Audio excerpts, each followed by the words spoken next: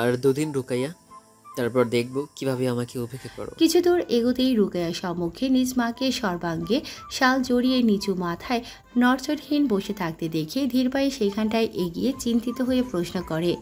আমি জান কি হয়েছে? আপনার? আর মহলে এত আয়োজন কিসের? রুকায়ার প্রশ্নেও সালেহা বানুর কোনো নড়চড় পরিলক্ষিত হচ্ছে না। তাকে এমন অবস্থায় দেখে রুকায়া ফের কিছু বলতে যাবে, তখনই আলেয়া বানু সম্মুখে এসে বলে ওঠেন। এই আয়োজন তোমার আর জুনায়েদের বিবাহের। কাল তোমাদের গায়ে হলুদ আর পরশু বিবাহ। আলেয়া বানুর কথায় রুকায়ার মাথায় বজ্রাঘাতের মতো আঘাত হানে। সে অবাক হয়ে আলেয়া বানুকে প্রশ্ন করে। চাচি যান এত জলদি কেন? রুকিয়াকে আর কোনো কথা বলতে না দিয়ে আলেয়া বানু রুক্ষ কণ্ঠে বলে ওঠেন। আমি এই ব্যাপারে কোনো কথা শুনতে চাই না রুকাইয়া। নিজেকে প্রস্তুত করে নাও বিবাহের জন্য। আলেয়া বানুর কথায় রুকাইয়া আর এক মুহূর্ত বিলম্ব না করে অশ্রুসিক্ত নয়নে ছুটে চলে যায় নিজ কক্ষে। আলেয়া বানু নীরবে দেখে তার প্রস্থান। ফের দীর্ঘশ্বাস ছেড়ে সালেহা বানুর পানে চেয়ে তার স্তম্ভের মতো অবয়ব দেখিয়ে বলে ওঠে। সাহেলা, সাহেলা, কি হয়েছে তোর? সে তখন থেকে এইভাবে বসে আছিস? আলেয়া বানুর কথায়ও কোনো সারা শব্দ করে না সে। তার এই নির্লিপ্ততা দেখে আলেয়া বানু আর কোনো কথা না বাড়িয়ে চলে যায় নিজ কর্মে। শেহবাজ তার কক্ষ থেকে বের হয়ে মহলের বাহিরে যাবার উদ্দেশ্যে পদচারণা করতেই সম্মুখে সাহেলা বানুকে দেখে। তার শীতল চোখে তীব্র উৎকণ্ঠা ও ক্রোধের ঝলক ফুটে ওঠে। এক মুহূর্তের জন্য থেমে গিয়ে গুরু গম্ভীরভাবে ধীরে ধীরে সালেহা বানুর দিকে এগিয়ে এসে তার অন্তরক্ষ বাস্কায় কণ্ঠে বলে ওঠে। চাচি যান। শেহবাজের গভীর ও ঝড় তোলানো কণ্ঠস্বর যেন মহলটির গুরু কোণেও প্রতিধ্বনিত হতে থাকে। এই ভয়ঙ্কর ডাকের শব্দে সাহেলা বানু চমকে ওঠে এবং তীব্র উৎকণ্ঠায় নিজেকে সামনে দাঁড়িয়ে যায়। তার চোখ ছুটে যায় শেহবাজের দিকে, যার দৃষ্টির মধ্যে এক অভূতপূর্ব বাজ পাখির মতো ভয়ঙ্কর দৃঢ়তা ছিল। সেই অগ্নিদৃষ্টি অনুমত করে সাহেলা বানু তৎক্ষণাৎ নতজানু হয়ে পড়ে। শেহবাজ আরও নিকটে গিয়ে তার গম্ভীর অথচ শীতল কণ্ঠে সাহেলা বানুকে উদ্দেশ্য করে বলে ওঠে। আপনি এখনো সুস্থ আছেন আমার ফুলের জন্য। আপনাকে আমি শেষবারের মতো কঠোরভাবে নিষেধ করছি আমার ফুলের আশেপাশেও যাওয়া হতে। আর একবার যদি আপনি আমার ফুলের শরীরে স্পর্শ করার দুঃসাহসিকতা দেখান, তবে এই মির্জানগরের জমিদার আপনাকে ওয়াদা করছে তার সবচেয়ে ভয়ঙ্কর রূপ আপনি দেখবেন। কথাগুলো বলেই শেহবাজ আর এক মুহূর্ত বিলম্ব না করে বেরিয়ে যায় মহলের বাহিরে। আর সালেহা বানু ভীতু চোখে শেহবাজের প্রস্থান দেখিয়ে বলে ওঠে। গত রাতের থেকেও ভয়ঙ্কর রূপ কি আরো হতে পারে? ভালোবাসার শব্দটি ক্ষুদ্র, অথচ তার প্রভাব সীমাহীন। এই একটি অনুভূতি মানুষের কঠিন অন্তরকে নরম করতে সক্ষম। তার ধ্বংসাত্মক রুদ্রতা কেড়ে নিয়ে সেখানে শ্রেষ্ঠ করতে পারে অপ্রত্যাশিত কোমলতা। মির্জানগরের অধিপতির কথাই ধরো, যে ব্যক্তির অন্যায়কারীকে শাস্তি দিতে এক মুহূর্ত দেরি করত না, যার চোখে ক্ষমা ছিল দুর্বলতার প্রতিচ্ছবি, সেই আজ এক নারীর অনুরোধে তার সামনে দাঁড়িয়ে থাকা অপরাধীকে ক্ষমা করে দিল। এ কি হাস্যকর নয়? নাকি এই ভালোবাসার সর্বোচ্চ মহিমা, যে শক্তি তলোয়ারের ধার বদলাতে পারে, যে শক্তি এক নিষ্ঠুর পুরুষের অন্তরেও দয়া জাগাতে পারে, তার যে অধিক মহৎ আর কি হতে পারে?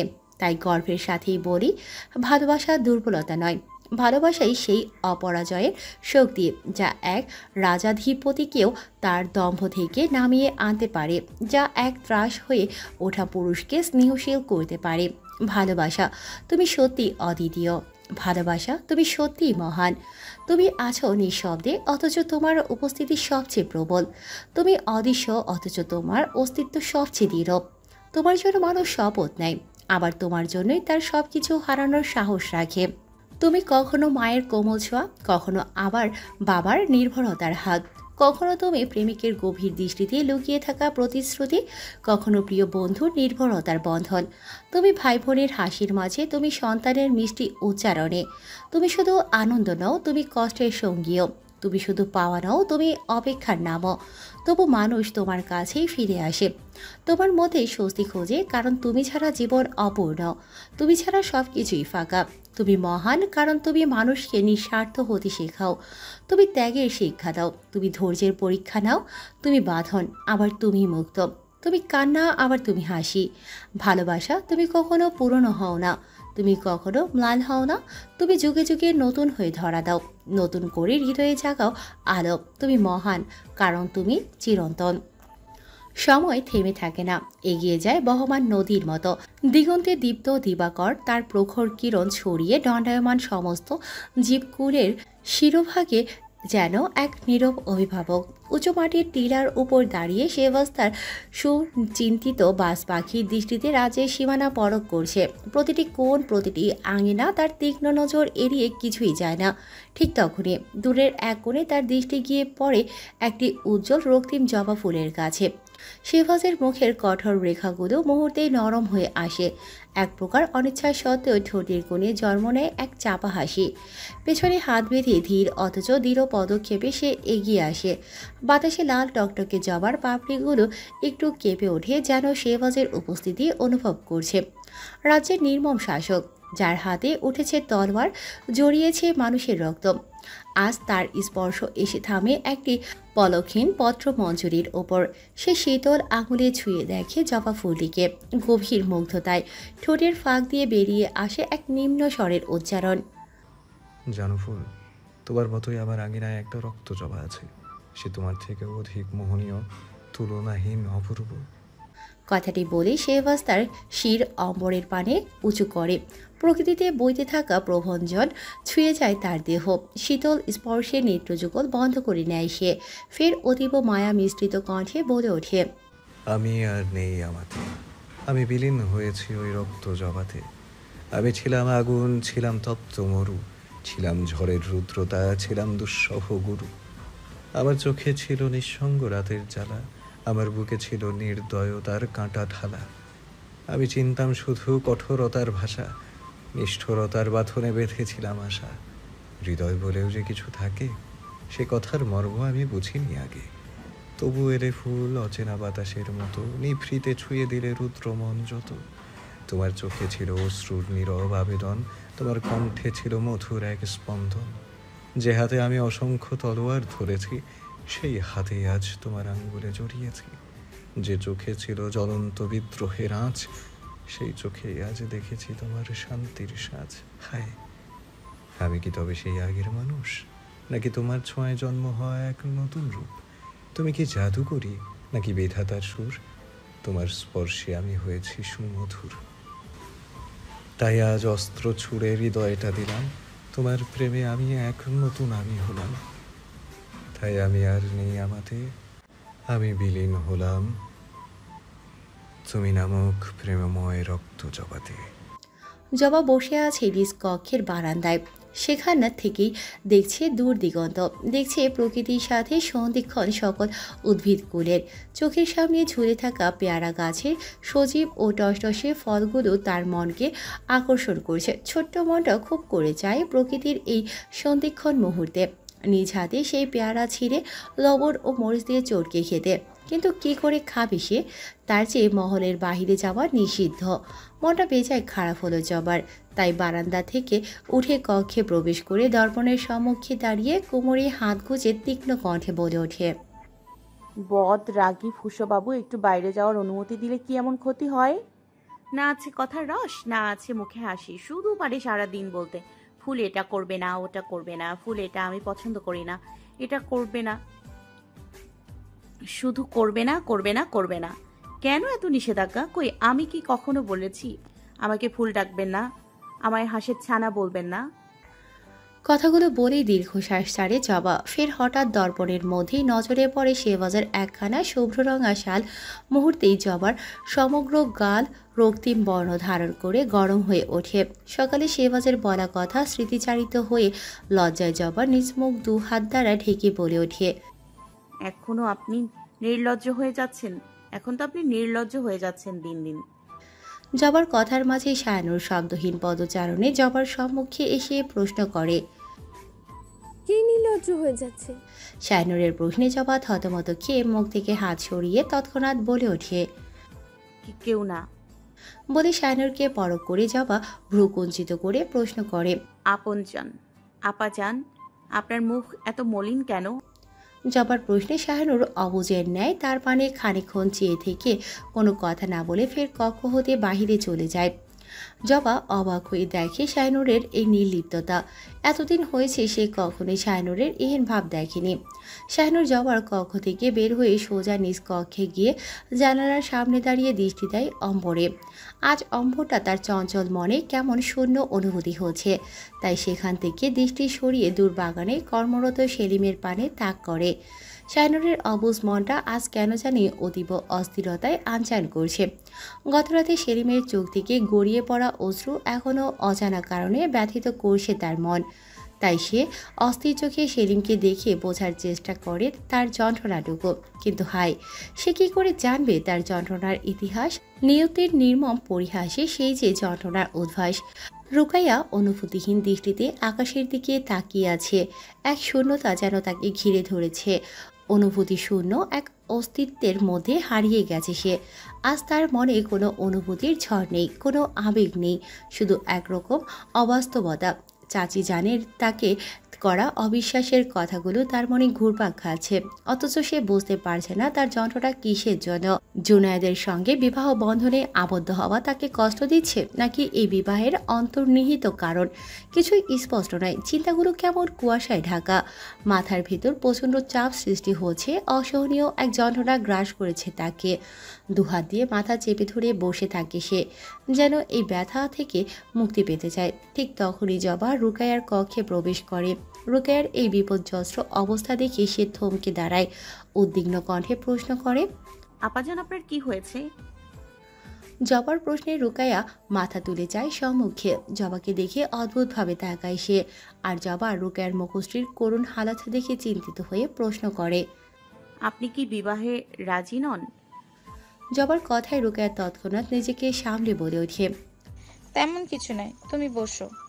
রুকাইয়ার প্রত্যুত্তরে জবা অধরে একটু হাসির রেখা টেনে বলে ওঠে, আপাজান, আপনি যতই আমার থেকে লুকানোর চেষ্টা করুন না কেন, আপনি পারবেন না, কারণ আপনার পরিস্থিতির সাথে যে আমি পরিচিত। কথাটি বলেই জবা খানিকক্ষণ চুপ থেকে ফের বলে ওঠে, আমি জানি না কেন আপনি এই বিবাহে দ্বিমত পোষণ করছেন। আমি শুধু ছোট বোন হিসেবে আপনাকে বলতে চাই, আপনি যেমন ভালো তেমন জুনায়েদ ভাইজানও। দেখবেন সময়ের সাথে সাথে সব ঠিক হয়ে যাবে। জবার কথায় রুকাইয়া খানিক হাসি দিয়ে বলে ওঠে, আমার কথা আমাকে ফিরিয়ে দিচ্ছ? রুকাইয়ার প্রশ্নে জবা স্তব্ধ হয়ে যায়। তখনই মনে পড়ে সেদিনের রুকাইয়ার বলা কথাগুলো। জবা মনে মনে হেসে ওঠে। রুকাইয়া সত্যিই বলেছিল, এই মহল তার এখন সোনায় মোড়া বন্দি খাঁচা মনে হয় না। এখন সব কিছু তার অসহ্য মনে হয় না, বরং সকল অসহ্য কিছু তাকে প্রশান্তি দেয়। শেবাজ নামক পুরুষটি অদ্ভুতভাবে তার সকল খারাপ লাগার ঔষধ হয়ে উঠেছে। কথাগুলো ভেবেই জবা রুকাইয়ার সাথে তাকিয়ে থাকে অম্বরের পানে। আকাশ একটাই, কিন্তু আজ তিন নারীর কাছে আকাশ তিন রূপে ধরা দিয়েছে।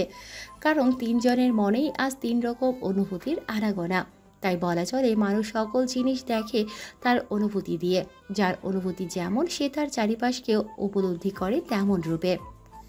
ধীরে ধীরে ধরণী নিজেকে কালো চাদরে মুড়িয়ে দিবাকরকে নিজ বুকে লুকায়িত করে রাত্রিকে উপহার দেয় চন্দ্র। সকল প্রাণীকুল ফিরে নিজ নীড়ে। জবা অপেক্ষা করছে শেহবাজের জন্য। মনটা তার কেমন আনচান করছে তাকে দেখার উদ্দেশ্যে। কি একটা অবস্থা হয়েছে তার। বেহায়া মনটা সারাক্ষণ শুধু ফুসোবাবু করে। কিন্তু ফুসোবাবু তো বেজায় ব্যস্ত মানুষ। রাত ছাড়া তার দেখা মেলা যে ভারী কষ্টের। জবার ভাবনার মাঝেই দরজা খুলে আগমন ঘটে শেহবাজের। দরজার শব্দ পেতেই আর চোখে সে একবার শেহবাজকে দেখে ঘাপটি মেরে বসে থাকে বিছানায়। শেহবাজ একবার জবার ভাবভঙ্গি পরখ করে ভ্রু কুঞ্চিত করে নেয়। ফের জবার কোনো নড়চড় না দেখে গম্ভীরভাবে বলে ওঠে, ফুল পাঞ্জাবিটা খুলতে সাহায্য করো। শেহবাজের কথায় জবা কোনো কথা না বলে তৎক্ষণাৎ উঠে তার সম্মুখে এসে পাঞ্জাবি খুলতে ব্যস্ত হয়ে পড়ে। অসাবধানতাবশত জবার হাতের চাপ লেগে যায় শেহবাজের ক্ষত স্থানে। মুহূর্তে চোখ খিচে বন্ধ করে নেয় সে। এহেন দৃশ্যতে জবা উদ্ভ্রান্তের মতো শেহবাজের উন্মুক্ত বুকে অনবরত ফু দিতে দিতে ব্যথিত কণ্ঠে বলতে থাকে, আমার ভুল হয়ে গেছে, আমায় ক্ষমা করুন। খুব ব্যথা পেয়েছেন না? আমায় দয়া করে মাফ করে দিন। এখন আমি কি করব? জবার এহেন হালাতে দেখে শেহবাজ জবার ছোট্ট মুখটা নিজ হাতের অন্তরালে নিয়ে শান্ত কণ্ঠে বলে ওঠে, ফুল আমি ঠিক আছি, শান্ত হও তুমি। কথাগুলো বলে জবার দৃষ্টিতে দৃষ্টি রেখে শেহবাজ তার অশ্রুসিক্ত নয়ন থেকে গড়িয়ে পড়া পানি নিজ হাতের বৃদ্ধা আঙুল দিয়ে মুছে প্রশ্ন করে, আজ হাঁসের ছানার মতো ঠোঁট ফুলিয়ে রেখেছিলে কেন? কি হয়েছে? শেহবাজের প্রশ্নে জবা আটমনে ব্যথিত কণ্ঠে বলে ওঠে। আপনি এত বিলম্ব করে কেন আসেন? আমি যে আপনার অপেক্ষায় বসে থাকি, একটু দ্রুত কি আসা যায় না? জবার বলা কথায় শেহবাজের হৃদযন্ত্রটা ধুকপুক করে উঠল। অনিয়ন্ত্রিতভাবে সে তৎক্ষণাৎ বিছানায় বসে।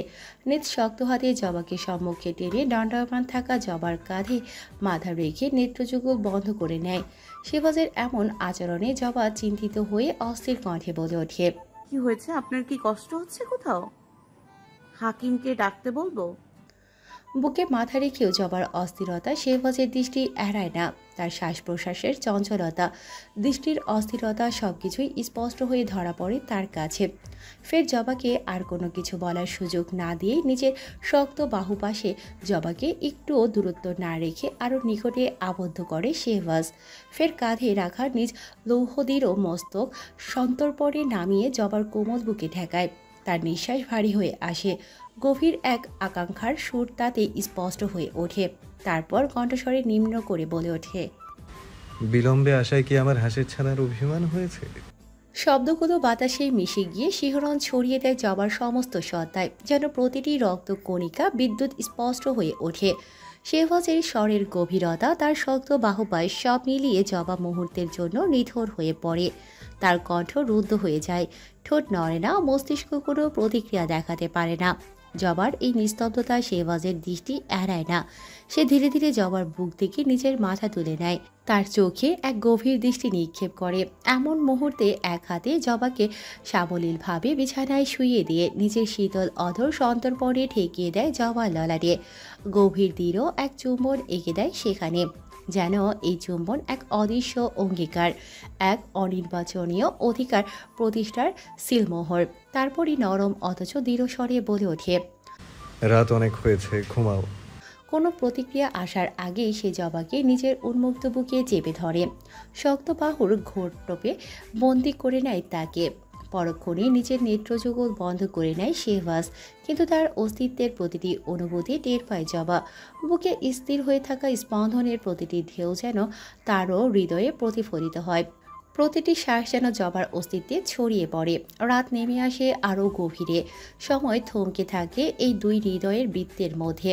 রাত গভীর হয়, জমিদার মহলের প্রতিটি কোণ ঘুমের মোহে আচ্ছন্ন হয়ে পড়ে, নিস্তব্ধতা চারিদিকে ছড়িয়ে যায়। বাতাসে সামান্য স্রোতও অনুভূত হয় স্পষ্টভাবে, কিন্তু একজোড়া চোখে আজ ক্ষোভ নেই। জুনায়েদ একের পর এক দীর্ঘ নিঃশ্বাস ফেলে। তার বুকে অশান্তির আগুন দিকে দিকে করে জ্বলছে। আর মাত্র একদিন, তারপর রুকাইয়া তার হবে।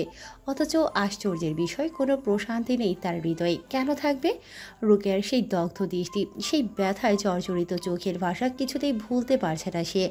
অস্থির হয়ে ওঠে মন, পায়চারি করে, বারবার নিজের চিন্তাকে যুক্তির গণ্ডিতে প্রবেশ করাতে চায়, কিন্তু হৃদয় একবারের জন্য মানতে রাজি হয় না। একবার, শুধু একবার রুকাইয়াকে দেখার জন্য মন আনচান করে ওঠে তার।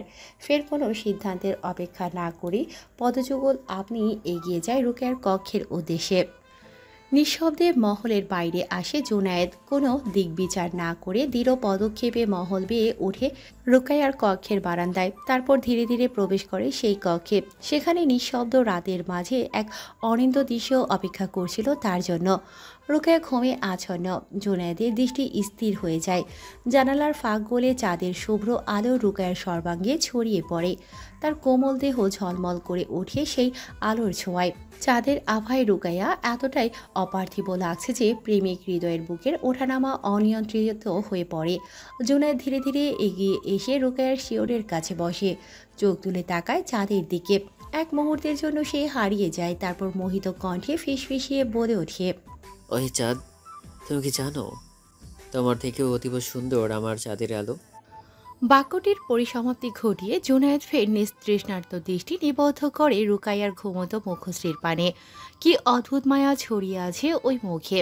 তা কি এই নিদ্রায় আচ্ছন্ন শেহজাদি জানে না। যদি জানতো, অন্তত জিনের নজরে পড়ার ভয় হলেও নিজেকে আবদ্ধ করে নিত এক লৌহ চাদরে। কথাগত ভেবে প্রেমিক পুরুষ হেসে ওঠে। তার এই হাসি যদি কারো নজরে পড়তো, তবে সকলে দেখতেও কতটা তৃপ্তি লুকায়িত আছে সেই হাসিতে। হায়, ভালোবাসা কি অদ্ভুত, কি মোহনীয়! কিছুক্ষণ পূর্বেও যার জন্য নিজ অন্তর ব্যথায় জর্জরিত হয়েছিল, সেই একই ব্যক্তির জন্য প্রেমিক পুরুষের মলিন অধরে তৃপ্তির হাসি ফুটে উঠল। ভালোবাসা, তুমি সত্যি মহান। কেউ তোমায় পেয়ে হয় মজনু, কেউ তোমায় হারিয়ে হয় দেবদাস। জুনায়েদ তাকিয়ে আছে পদক্ষীণভাবে, নিঃশব্দে নৈকট্যে বসে দেখছে তার নিদ্রায় আচ্ছন্ন হৃদয় হরণীকে। সময় কেটেছে, রাত গভীর থেকে গভীরতম হয়েছে, কিন্তু জুনায়েদের নজর বদ্ধ হয়নি নিজ প্রিয়সীকে দেখা হতে। ঘোর লেগে আছে ওই তন্দ্রাহীন চোখে। আজ যদি রুকাইয়া তার বিবাহিত বউ হতো, তবে এই পূর্ণ চাঁদের আলোয় তাকে ফুলিয়ে মুড়িয়ে বসিয়ে রাখত নিজ আখি চুগুলির সম্মুখে। কিন্তু সেটা তো এখন হবার নয়, তাই বিবাহের প্রতীক্ষাই না হয় থাকলো সে। আজ না হয় রুকাইয়ার অগোচরে তাকে অবলোকন করল তার তৃষ্ণার্ত চোখ। জুনায়েদের ন্যায় আরও এক প্রেমিক পুরুষ নির্ঘুম রাত্রি যাপন করছে চন্দ্রবিলাস করে। মহল হতে দূর দিগন্তে ভাঙা ছোট্ট কুটিরের অবস্থিত সেলিম এই গভীর রজনীতে নিঃশব্দে বসে আছে শীতল মাটিতে। তন্দ্রাহীন চোখে একধারে মাটির পানে তাকিয়ে খোদাই করে চলেছে এক নাম, শাহনূর। প্রতিবার নামটি লিখে একবার আলতো হাতে সেই খোদাই করা মাটির বুক মৃদু স্পর্শ করে উচ্চারণ করে ওঠে। শাহানূর। নামটি যতবার উচ্চারণ করেছে, ততবার অধরে ফুটে উঠেছে এক অপ্রতিরোধ্য হাসি। এ হাসির জগতের কোনো কিছুর সাথে তুলনা করার নয়। এ হাসি অমূল্য। এ হাসি এক অধম প্রেমিক পুরুষের, যে ভালোবাসার মানুষকে পাবে না জেনেও ভালোবেসে যাচ্ছে প্রতিক্ষণে। সময়ের ক্ষীণ স্রোত ধীরে ধীরে রাতের আধার সরিয়ে প্রভাতের সূচনা ঘোষণা করতে শুরু করেছে। পূর্বাকাশে আলোর ক্ষীণ আভা দেখা দিতেই জুনায়েদ আর বিলম্ব না করে নিঃশব্দে ঠিক যেভাবে এসেছিল সেভাবে রুকাইয়ার কক্ষ ত্যাগ করে সে, যেন তার উপস্থিতির কোনো চিহ্ন না থাকে। শীতল প্রভাতের নরম বাতাস জানালার ক্ষীণ ফাঁক করে জবা ও শেহবাজের শায়িত কক্ষের ভেতর ঢুকে পড়ে। সেই বাতাসের আলতো ছোঁয়া জবার ত্বক স্পর্শ করতে চোখ মিলে যায় সে। শেহবাজের প্রশস্ত বুকের উপর থেকে নড়ে চড়ে উঠতেই বোধগম্য হয় কোনো শক্ত আলিঙ্গনে বন্দী সে। কপাল কুঁচকে ওঠে তার। মুহূর্তের মধ্যেই স্মৃতির ঘূর্ণি পাকে ভেসে ওঠে শেহবাজের কঠিন বাহুর আলিঙ্গনে সে বন্দী। জবা তৎক্ষণাৎ নিজের মুক্তির জন্য ব্যাকুল হয়ে ওঠে, কিন্তু শেহবাজের শীতল অথচ কঠোর আলিঙ্গন তাকে এক বিন্দু সরার সুযোগ দেয় না। বিরক্তির আঁচল গায়ে জড়িয়ে জবা শেহবাজের দিকে তাকাতেই তার দৃষ্টি আটকে যায় সে ঘুমের নিখুঁত রেখায়। মুহূর্তেই সব বিরক্তি অদৃশ্য হয়ে যায়। শেহবাজ গভীর নিদ্রায় নিমগ্ন, চোখের পাতা নেমে আসে প্রশান্তির ছোঁয়ায়, কিন্তু ভ্রুদুটো সামান্য কুঁচকে আছে, যেন ঘুমের মধ্যেও কোনো গুরুতর সিদ্ধান্তের ভার বহন করছে। জবা নিঃশব্দে হাসে সেই দৃশ্য দেখিয়ে। তার দৃষ্টি ধীরে ধীরে নেমে আসে শেহবাজের নাকের সেতু বেয়ে ঠোঁটের কোণের সূক্ষ্ম রেখাগুলোয়, যেখানে কঠোরতা আর কোমলতার অপূর্ব সংমিশ্রণ এক অনির্বচনীয় আকর্ষণ সৃষ্টি করেছে। অদ্ভুত এক ধ্যানের গভীরে ডুবে যায় জবা। শেহবাজের মুখ থেকে তার দৃষ্টি কোনোভাবেই সরানো সম্ভব হচ্ছে না। সেই স্থির অথচ রহস্যময় মুখশ্রী তাকে কোনো অদৃশ্য শক্তিতে বেঁধে রেখেছে। হঠাৎই এক অজানা টানে ধীরে ধীরে তার আঙুল উঠে আসে। প্রথমে কিছুটা দ্বিধা আর ভয় মিশ্রিত সংকোচে ছুঁয়ে দেয় শেহবাজের কুঁচকানো ভ্রু, ফের ধীর গতিতে আঙুল বুলিয়ে দেয় চোখের কোণে, অবশেষে থেমে যায় ঠোঁটের কাছাকাছি।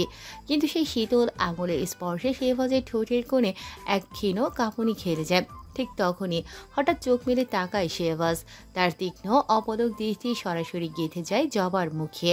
সেই দৃষ্টির ভারে জবার শ্বাস আটকে আসে। তখনই ভ্রু সামান্য কুঁচকে শেহবাজ গম্ভীর স্বরে জিজ্ঞাসা করে, ফুল, কি করছিলে? শেহবাজের এই গম্ভীর প্রশ্নে জবার গলা শুকিয়ে আসে। ভয় আর লজ্জায় সারা শরীর শিউরে ওঠে। নিজেকে শেহবাজের শক্ত বাহু হতে ছাড়িয়ে নেয়ার ব্যর্থ চেষ্টায় হড়বড়িয়ে বলে ওঠে, কিছুই করিনি, ছাড়ুন আমাকে। কিন্তু শেহবাজের কঠিন আলিঙ্গনের মধ্যে তার এই ছোটাছুটি নিষ্ফল হয়। শীতল অথচ ধারালো স্বরে শেহবাজ পুনরায় বলে ওঠে, জবা ফুল, আমি মিথ্যাবাদীদের পছন্দ করি না। শেহবাজের কণ্ঠে সেই কঠোরতার শীতল স্পর্শে জবার সমস্ত ছটফটানি স্তব্ধ হয়ে যায়। চারপাশে এক তীব্র নীরবতা নেমে আসে।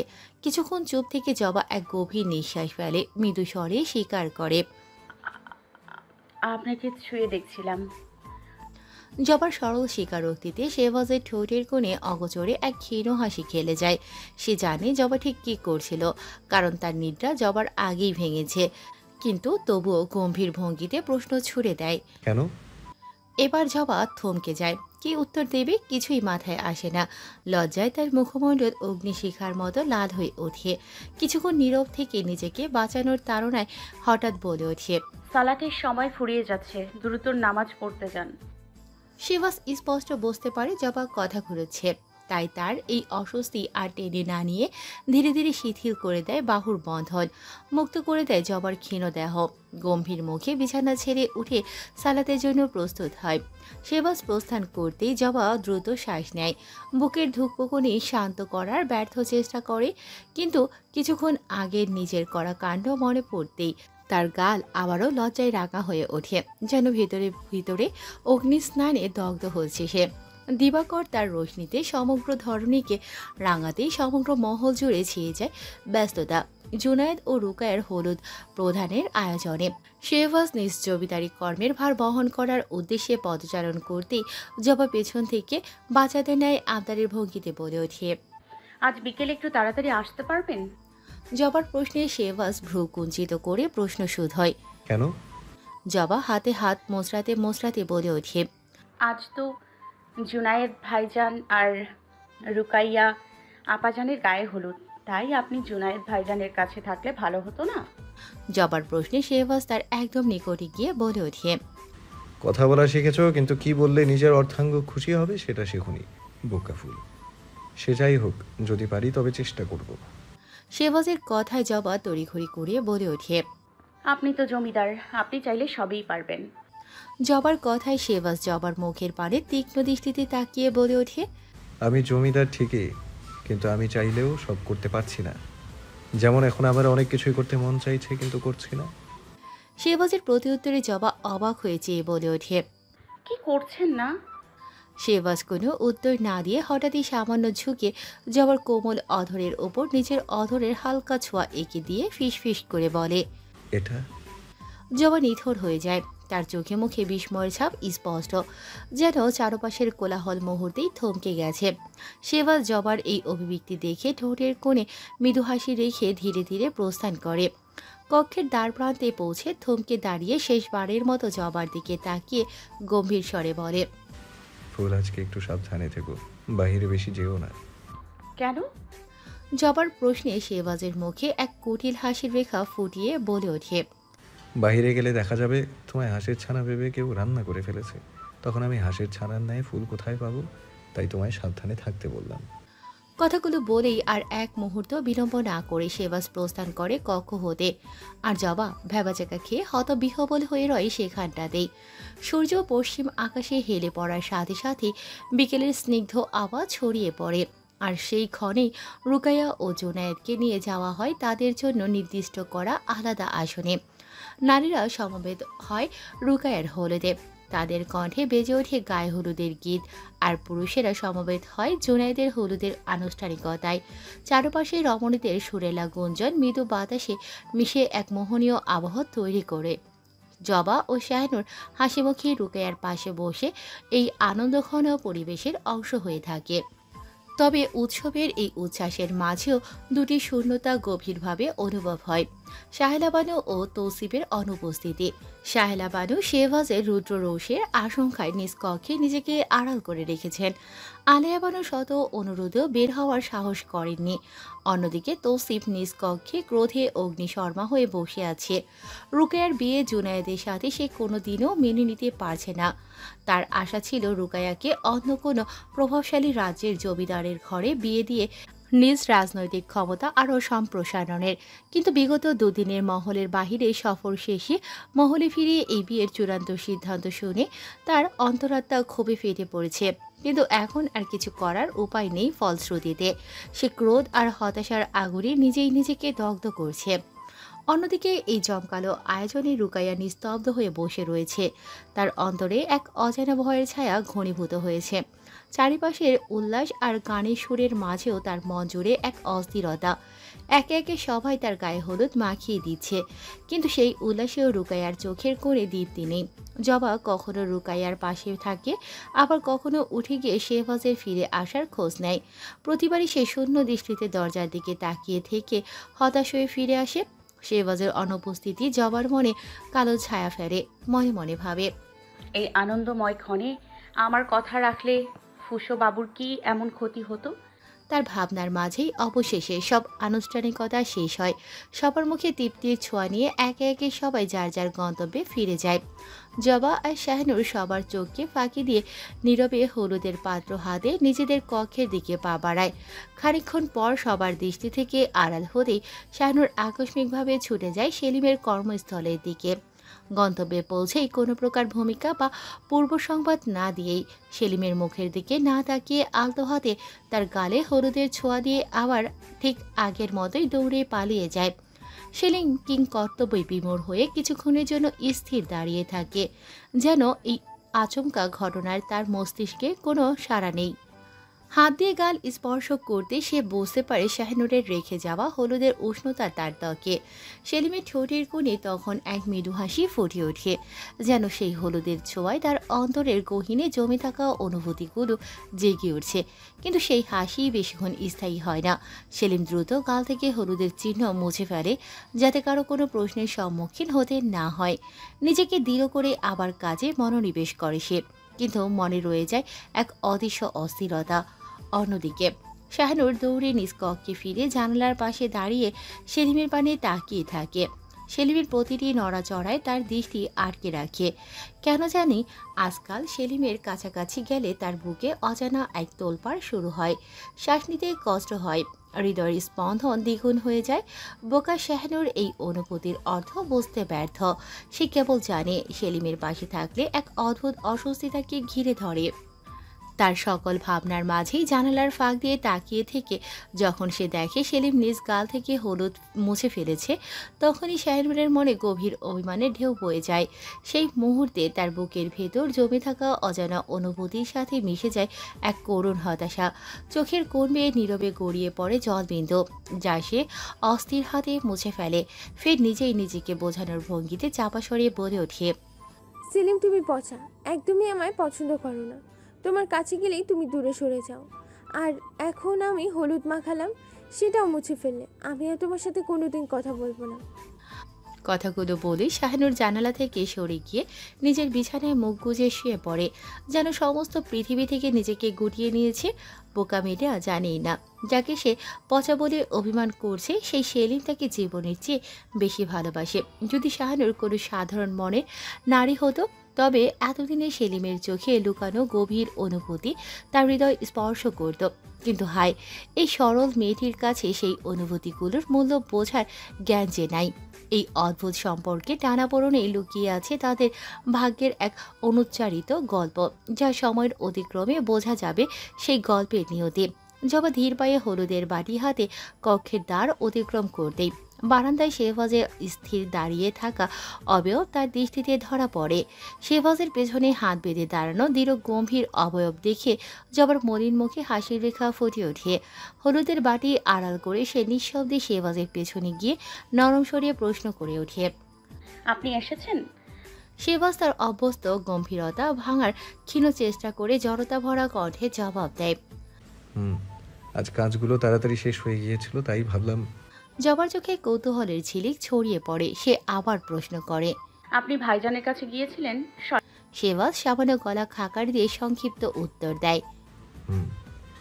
এই একরতি উত্তরে জবার চোখে মুখে আনন্দের ছোঁয়া লাগে। শেহবাজ বারান্দা ছেড়ে কক্ষে প্রবেশ করতেই জবা নিঃশব্দে তার পেছন পেছন হাঁটে। শেহবাজ শাল খোলার জন্য হাত বাড়াতেই জবা নীরবে তার পাশে গিয়ে দাঁড়ায়। এমন আচরণে শেহবাজ ভ্রু কুঁচকে জবার দিকে তাকিয়ে রাশভারী কণ্ঠে বলে ওঠে, ফুল, এভাবে হাঁসের ছানার মতো পেছনে পেছনে ঘুরছো কেন? কি হয়েছে? জবা কোনো উত্তর না দিয়ে পেছনে লুকানো হলুদের বাড়ি থেকে আঙুলে সামান্য হলুদ নিয়ে হঠাৎ শেহবাজের গালে ছোঁয়ানোর চেষ্টা করতেই শেহবাজ বিদ্যুৎ গতিতে জবার হাত ধরে ফেলে। জবার বিস্মিত চোখে ভয় এবং অবাক মিশ্রিত এক অদ্ভুত অভিব্যক্তি ভেসে ওঠে। তার ডাগর চোখ দুটো শেহবাজের চোখে স্থির হয়ে যায়। শেহবাজ গম্ভীর কণ্ঠে ধীরে ধীরে বলে ওঠে, ফুল, তোমার প্রতি অভিভক্তি আমার নখদর্পণে। তোমাকে আমি এমনভাবে চিনি যা তুমি নিজেও জানো না। আমাকে বোকা বানানোর চেষ্টা করো না বোকা ফুল। শেহবাজের কথায় জবার মুখ মলিন হয়ে যায়। সে চোখ নামিয়ে নীরবে দাঁড়িয়ে রয়। শেহবাজ হঠাৎ জবার হলুদ রাঙা হাতটি নিয়ে জবারি গালে ঠেকিয়ে দেয়। জবা ভ্রু কুঁচকে তাকায় শেহবাজের দিকে, মনে মনে ক্রুদ্ধ হয়ে বলে ওঠে, শয়তান ফুসো বাবু, আমি আপনার গায়ে হলুদ লাগাতে চেয়েছি আর আপনি আমার এই গায়েটা লাগিয়ে দিলেন।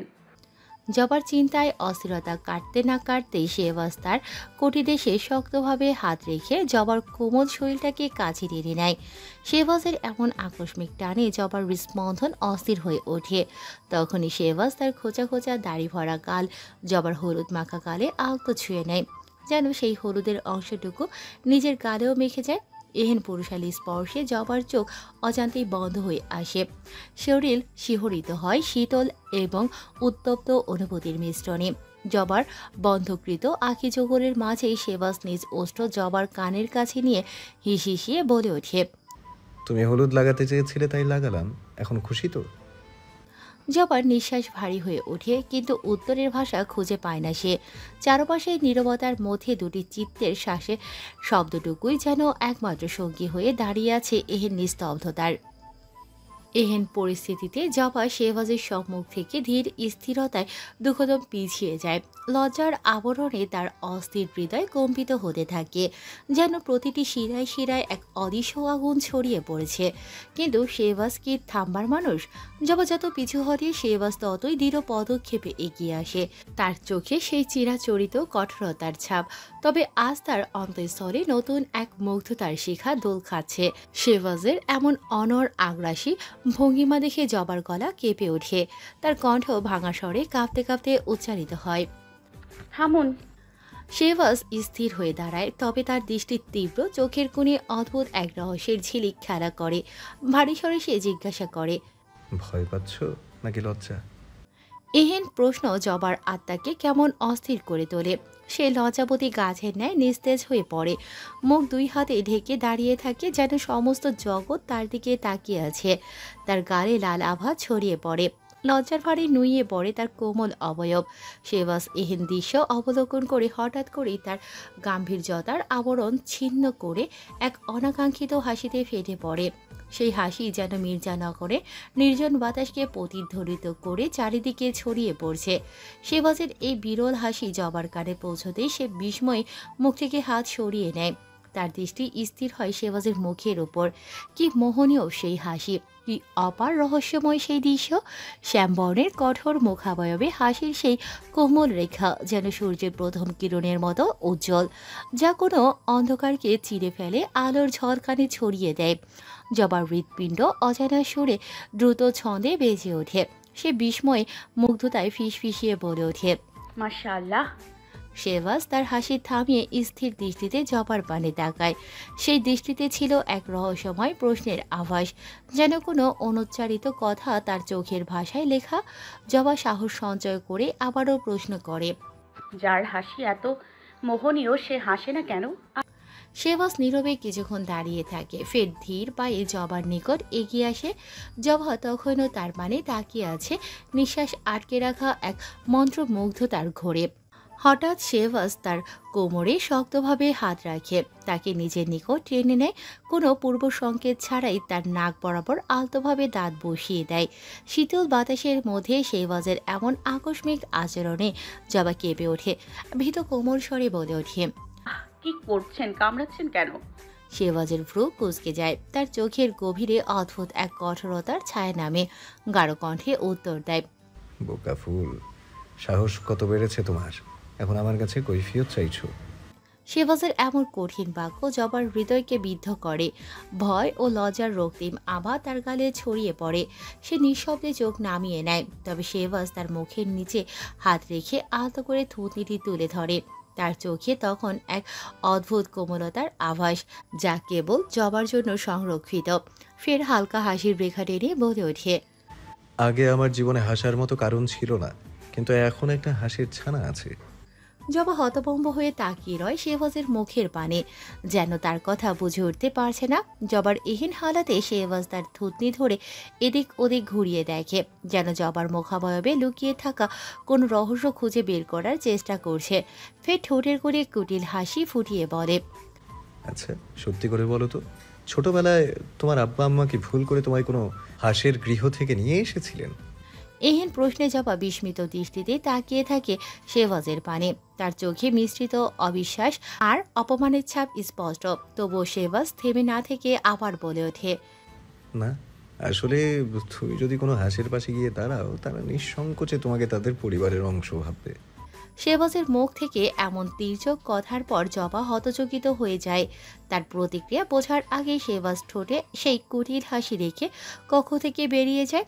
আর জবা স্থির হয়ে দাঁড়িয়ে থাকে, নিজের অন্তর আত্মার মধ্যে চিন্তায় ডুবে যায়। কিছুক্ষণ পর এক অজানা তাড়নায় জবা দর্পণের সামনে গিয়ে দাঁড়ায়। দর্পণে নিজের মুখ উল্টে পাল্টে দেখে, তীক্ষ্ণ দৃষ্টিতে পরীক্ষা করে, নিজের প্রতিচ্ছবির দিকে তাকিয়ে ফিসফিসিয়ে বলে, কোন দিক থেকে আমাকে হাঁসের মতো লাগে? কোনো উত্তর মেলে না। ফের ভাবতে ভাবতে হঠাৎ সে দৌড়ে চলে যায় শাহানুরের কক্ষে। কক্ষে ঢুকতেই জবা দেখে শাহানুর বিছানায় মনমরা হয়ে বসে আছে। তার চিরচেনা প্রাণচঞ্চলতা যেন কোথায় হারিয়ে গেছে। জবা ধীরে পা বাড়িয়ে তার সম্মুখে গিয়ে নরম স্বরে জিজ্ঞাসা করে, ছোট আপাজান, কি হয়েছে? এভাবে বসে আছেন কেন? শাহানুর শূন্য দৃষ্টিতে তাকায় জবার পানে, ফের নিস্তেজ কণ্ঠে বলে, জানি না। শাহানুরের এমন শূন্য উত্তর জবার কেমন অদ্ভুত ঠেকল। তবে সে তা পাত্তা না দিয়ে সরাসরি প্রশ্ন করে বসে, ছোট আপাজান, আমাকে কি দেখতে হাঁসের ছানার মতো লাগে? শাহানুর কিছুক্ষণ জবার দিকে অদ্ভুত দৃষ্টিতে তাকিয়ে থাকে। ফের কোনো কথা না বলে তার হাত ধরে জানালার নিকট নিয়ে যায়। জানালা দিয়ে আঙিনার পুকুরে ভেসে থাকা হাঁসগুলোর দিকে তাকিয়ে কিছুক্ষণ নীরবে মিল খোঁজার চেষ্টা করে। তারপর আবার জবার দিকে তাকায়। কোনো মিল খুঁজে না পেয়ে নিঃশব্দে বিছানায় ফিরে গিয়ে বসে পড়ে শাহানুর। শাহানুরের এমন নিষ্পৃহ আচরণে জবা কিছুক্ষণ নিথর দাঁড়িয়ে থাকে। তারপর মন ভার করে নিঃশব্দে ফিরে যায় নিজের কক্ষে। দরজা বন্ধ করে আবার আয়নার সামনে দাঁড়ায়। নিজের মুখে লজ্জা, অপমান আর অনিশ্চয়তার ছাপ নিয়ে বলে ওঠে, তাহলে আমাকে কি সত্যি হাঁসের ছানার ন্যায় লাগে? নানাবিধ অজানা অনুভূতি আর বিক্ষিপ্ত চিন্তার জালে আটকে ধীরে ধীরে ফুরিয়ে যায় দিনটি। প্রভাতের কিরণ জমিদার মহলের আঙিনা রাঙাতেই শুরু হয় নতুন এক অধ্যায়ের সূচনা। রুকায়া ও জুনায়েদের বিবাহের আয়োজনের জমিদার মহলের গায়ে উৎসবের রং লেগে যায়। আঙিনা জুড়ে ব্যস্ততার ছাপ, কাজের লোকেদের পদচারণা, আত্মীয় স্বজনের আগমনে মহলের প্রতিটি কোণ জীবন্ত হয়ে ওঠে। সময়ের চাকা দ্রুত বেগে ঘুরতে থাকে, আর সেই স্রোতে এগিয়ে আসে সেই মুহূর্ত যেখানে এক প্রেমিক পুরুষের একতরফা প্রেমের ইতিহাস নতুন রূপ নিতে চলেছে। পূর্ণতা পেতে চলেছে তার রবের নিকট করা প্রার্থনা। জুনেদের গায়ে সাদা রেশমি পাঞ্জাবি, তার উপর সূক্ষ্ম জরির কারুকাজ করা। তার চোখে মুখে এক অজানা উত্তেজনা, বুকে তীব্র অস্থিরতার ঢেউ খেলছে। তার দৃষ্টিতে জ্বলছে নতুন জীবনের স্বপ্ন, যার কেন্দ্রবিন্দুতে রয়েছে রুকাইয়া। তবে জুনায়েদ যাকে নিয়ে বুনছে স্বপ্ন, সেই আজ লাল শাড়িতে টুকটুকে বধূর সাজে সজ্জিত হয়ে অনুভূতিহীন হয়ে রয়েছে। আজ তার চোখে মুখে কোনো আবেগের রেখা নেই। রুকাইয়া বরাবরই শান্ত সংযত স্বভাবের মেয়ে, কিন্তু আজকের এই নিস্তব্ধতা যেন এক অচেনা স্তব্ধতার নিদর্শন। তার স্থির চোখে কোনো স্বপ্নের প্রতিচ্ছবি নেই, কোনো উচ্ছ্বাসের আভা নেই। এই কেমন সম্পর্কের সূচনা? এই শূন্যতার মধ্যে কি আদৌ কোনো প্রণয়ের বীজ জন্মাবে, নাকি এই বিবাহ শুধুই সামাজিক প্রথার এক আনুষ্ঠানিকতায় জড়িয়ে রাখবে ভিন্ন অনুভূতির দুই চিত্তকে? অবশেষে আসে সেই প্রতীক্ষিত ক্ষণ। বিবাহের সব আনুষ্ঠানিকতা সম্পূর্ণ, কেবল মৌলবীর নির্দেশের অপেক্ষা। রুকায়াকে পর্দার আড়ালে বসানো হয়। মৌলবী তার গম্ভীর প্রজ্ঞাবান কণ্ঠে বলে ওঠেন, বলো মা, কবুল। কিন্তু রুকায়া স্তব্ধ। তার ঠোঁট অনড়, কোনো শব্দের আবরণ ভেদ করে বেরোয় না। চারপাশে হালকা গুঞ্জন শুরু হয়। বাতাস ভারী হয়ে ওঠে এই অনাকাঙ্ক্ষিত নীরবতায়। শাহানুর বিস্ময়ের দৃষ্টিতে তাকিয়ে থাকে রুকাইয়ার দিকে। তার চোখে প্রশ্নের ছায়া। আশেপাশের মানুষের মুখে ছড়িয়ে পড়ে শঙ্কার রেখা। রুকাইয়া তখনও নিস্তব্ধ, যেন নিজের ভেতরের কোনো অদৃশ্য জগতে ডুবে আছে। হঠাৎ করে তার চোখের কোণ বেয়ে গড়িয়ে পড়ে অশ্রুর ধারা, কোনো প্রতিরোধ ছাড়াই। চারপাশে নেমে আসে এক অস্বস্তিকর নিস্তব্ধতা। তখনই আলেয়া বানু কঠির মুখে এগিয়ে এসে গম্ভীর স্বরে বলে ওঠেন, রুকাইয়া, মৌলবী যা বলছেন দ্রুত তা বলো। রুকাইয়া এবার আলেয়া বানুর দিকে ব্যথাতুর দৃষ্টিতে তাকায়। তারপর ধীরে ধীরে তার মায়ের দিকে মুখ ফেরায়। সাহেলা বানু এগিয়ে সে মেয়ের হাত শক্ত করে ধরে বলেন, রুকাইয়া, উত্তম জীবনসঙ্গী তুমি পাচ্ছ। ভাবিজান যা বলেছেন তাই করো। মায়ের কণ্ঠে এই হঠাৎ পরিবর্তনের সুর শুনে রুকাইয়া গভীর শ্বাস নেয়। চোখের কোণ শুকানোর আগেই কাপা কণ্ঠে উচ্চারণ করে, কবুল, কবুল, কবুল। তার এই উচ্চারণের সাথে সাথে আলেয়া বানুর মুখে ফুটে ওঠে এক প্রশান্তির হাসি। তিনি ফিসফিসিয়ে বলেন, আলহামদুলিল্লাহ। জবা ছুটে গিয়ে রুকাইয়াকে জড়িয়ে ধরে, যেন তার নীরবতা ভাঙার চেষ্টা করে। চারপাশের লোকজন আনন্দে মেতে ওঠে। একজন বলে ওঠে, বিবাহ সম্পন্ন হলো রুকাইয়া, এখন জমিদার মহলের বউ। এখন থেকে তোমার সব দায়িত্ব জুনায়েদের। উল্লাসে ভেসে যায় জমিদার মহলের আঙিনা। কিন্তু সকলের কথায় শাহনুরের কপালে চিন্তার ভাঁজ পড়ে। সে চুপ না থেকে সরল কণ্ঠে গভীর প্রশ্ন ছুড়ে দেয়। কবুল বললেই কি বিবাহ হয়ে যায়? তার প্রশ্নে এক বয়স্কা মহিলা হেসে বলে ওঠেন,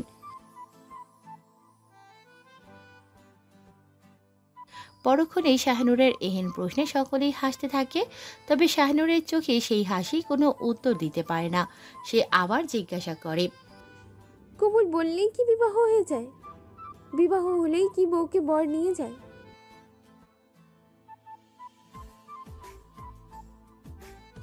এহেন কথায় সবাই হেসে ওঠে। হাসির রোল জমিদার মহলকে আলোড়ন করে তোলে। কিন্তু রুকাইয়া সেই হাসির মধ্যে স্থির হয়ে বসে থাকে, যেন সেই উল্লাস তার কানে পৌঁছচ্ছে না, তার হৃদয় ছুঁতে পারছে না। শাহনুর সকলের কথা মনোযোগ দিয়ে শোনার পর নিঃশব্দে সেখান থেকে প্রস্থান করে।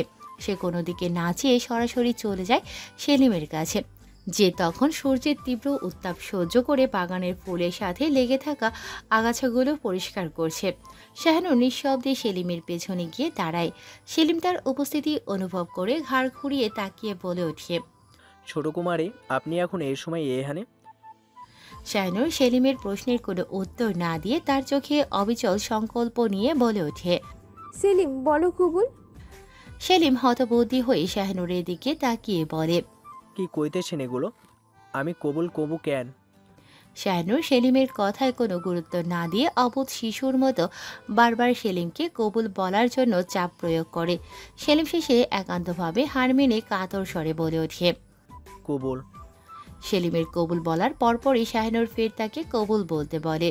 সেলিম ফের কবুল উচ্চারণ করে। এভাবে 3 বার কবুল বলার পর শাহনুর মুখে এক স্নিগ্ধ হাসি ফুটিয়ে বলে ওঠে, কবুল, কবুল, কবুল। সেলিম অবাক হয়ে তাকিয়ে থাকে শাহনুরের পানে। তখনই শাহনুর এক নিঃশ্বাসে বলতে থাকে, ওই যে দূর আকাশে উড়ে যাওয়া পাখি, এই যে বাগানের ফুল, ওখানে পানিতে ভেসে বেড়ানো হাঁস, দূরে সকল গাছকে সাক্ষী রেখে তোমায় আমি বিবাহ করলাম আজ। এখন থেকে তুমি আমার সখা নও, বর, আর আমি তোমার বধূ। এবার ধরো আমার হাত, নিয়ে চলো তোমার বাড়ি। সেলিম হতবিহ্বল হয়ে তাকিয়ে থাকে। তার মস্তিষ্ক শূন্য হয়ে গেছে। অবাক হয়ে সে এক পা পিছিয়ে যায়।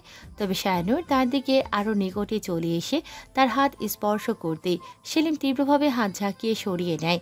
ফের গম্ভীর কণ্ঠে বলে, ছোট কুমারী, আপনি এখন মহলে যান।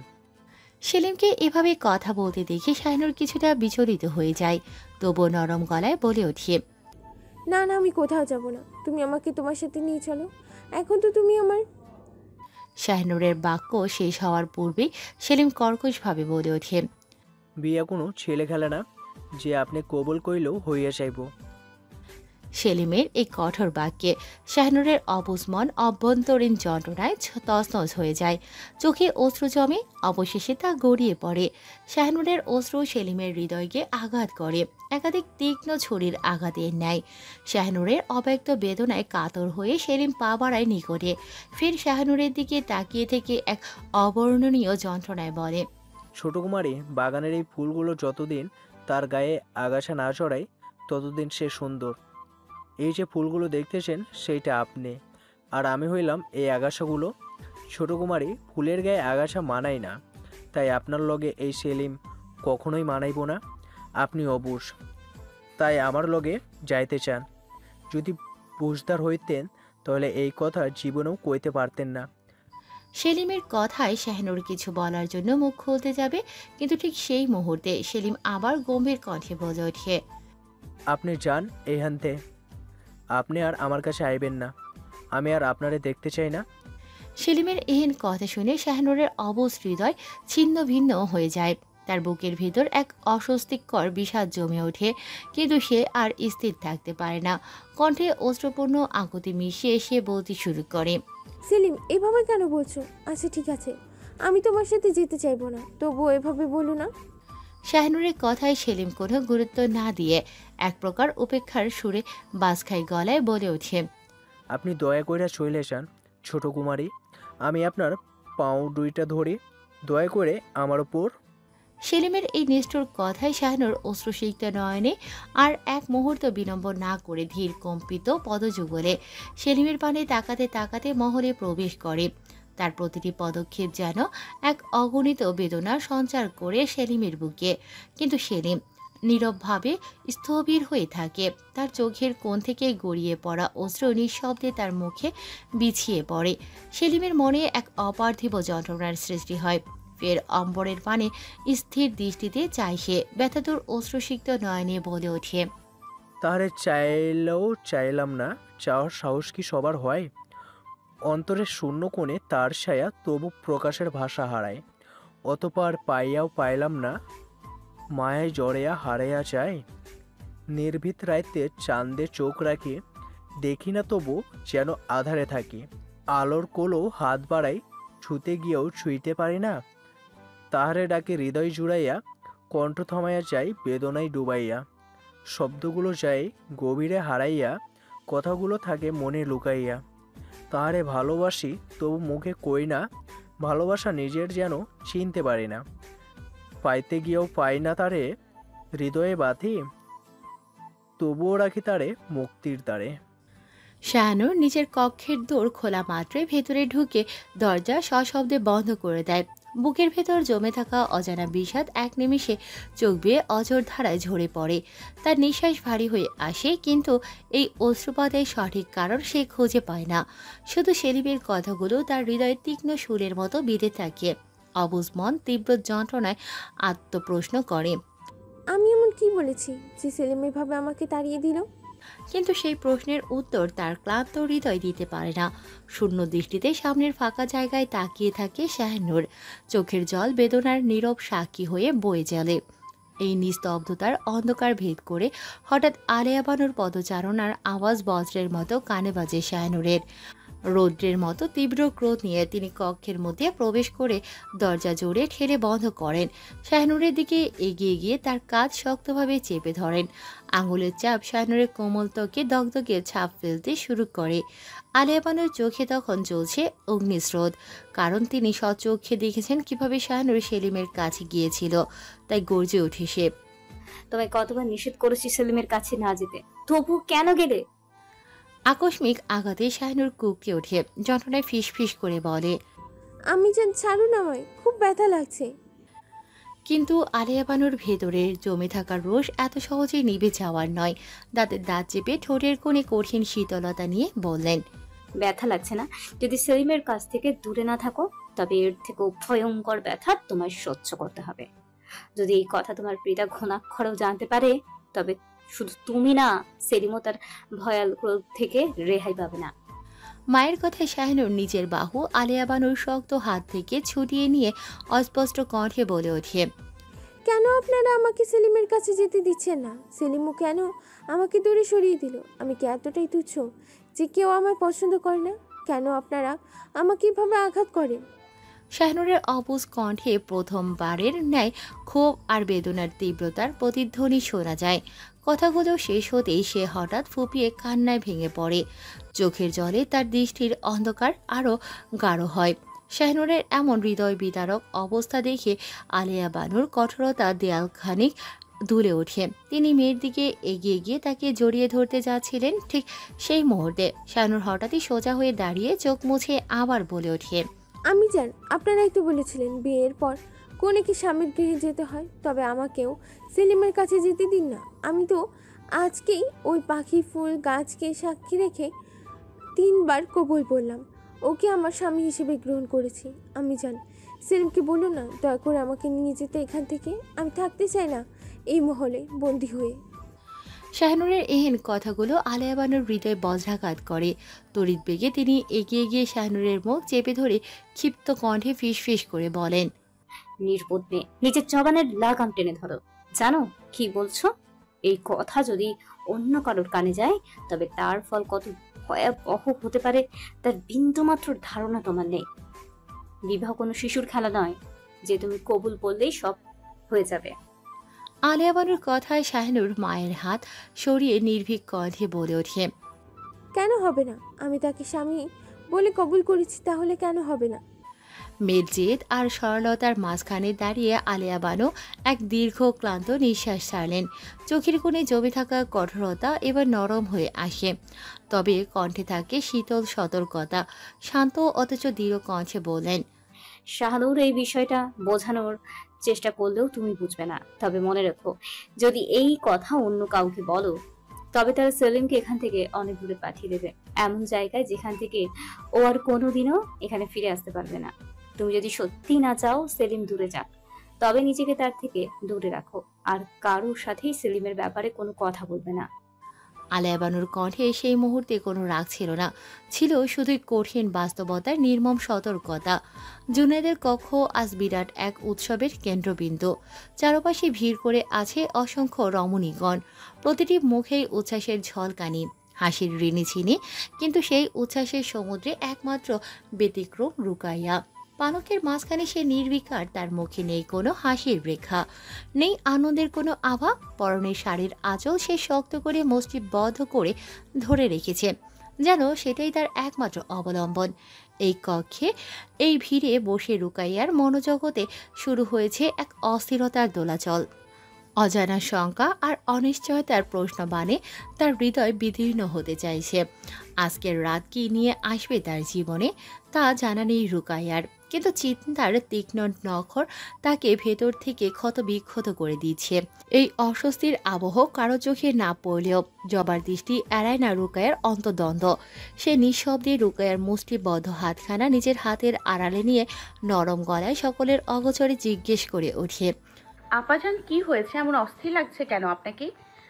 জবার কণ্ঠের কোমলতায় রুকাইয়া উত্তর দেবার আগেই ভিড়ে থাকা একজন খিলখিলিয়ে হেসে বলে ওঠে, জমিদার গিন্নি, আজ তার ছোট জায়ের কানে এমন কি বলছেন, আমাদেরও একটু শোনান।